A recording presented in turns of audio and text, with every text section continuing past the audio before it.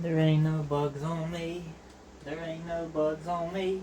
There may be bugs on some of your mugs, but there ain't no bugs on me.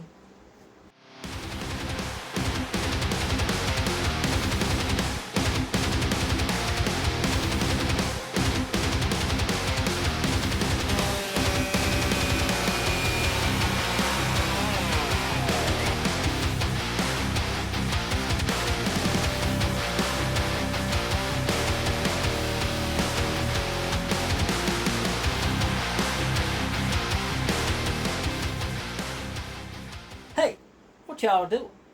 That's right, welcome to Dub Saw Shop. We're just making a quick video. We're out here at the lathe cutting a combustion chamber on a Poulan Pro 475, aka a Jonsered 2077 cylinder. This is a 77cc setup, and we're going to be putting it on a 415 chassis to run in the 82cc class at Sawfest. We're going to go ahead and make us another 20 thousandths pass. Then we're going to pop this thing out and get the base cut. And then we'll go ahead and get our squish corrected and all that good stuff, and start our exhaust work. This is pretty much going to be a quick and easy, down and dirty, throw it together kind of build. We got her in slow motion mode.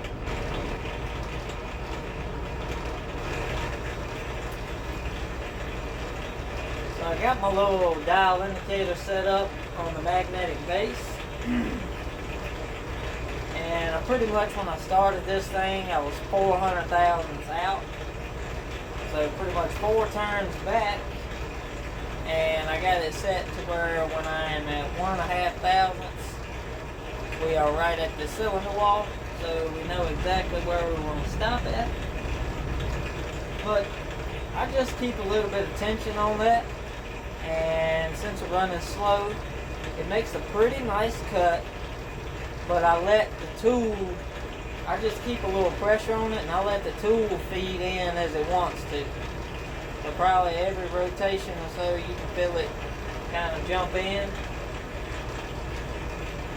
So it's about 1/2 thousandth of rotation that I'm moving it. So it takes a little bit to get there. But I think it's better to be slow and steady. Be very careful, that way you don't screw nothing up. It just works better that way, I think. And I don't like to put a lot of force on the handle, because with the way you set the boring bar, you got to stick it so far out to get to the combustion chamber.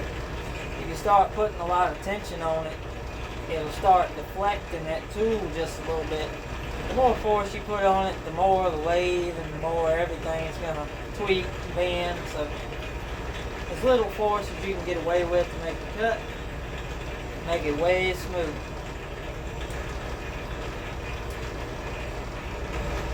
Closing in on the final 10 thousandths. So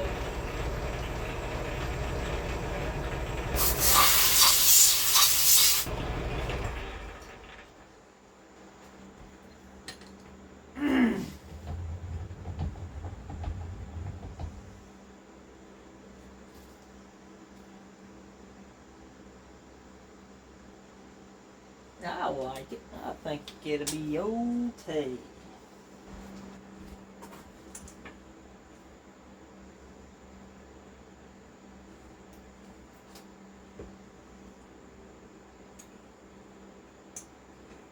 Oh yeah.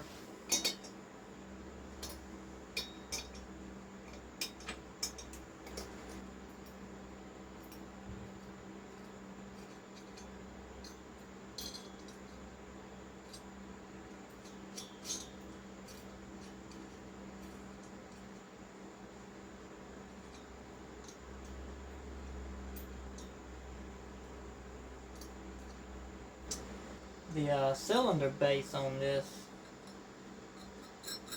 is actually the same as the 372. It's actually a little bit different, but it is close enough to where these studs fit it just fine. So we did not have to drill and tap and center up some new holes. All we had to do was put a little bit longer rods in, and there she was. So that part was fairly simple. Now we just gotta flip our jaws over. That way we can get us our base mandrel in here, or our mandrel for the cylinder bore. That way we can cut the base. This is why a 4-jaw chuck is so freaking nice to have. It's a little bit aggravating when you first start using one. You're trying to figure out how to center it all up. And it gets overwhelming, but it really doesn't need to be. Once you set something up 2, 3, 4 times just practicing, you get a good grasp on it. And after that, it's just like muscle memory, clockwork. Then you can pretty much set up anything you can think of in this thing.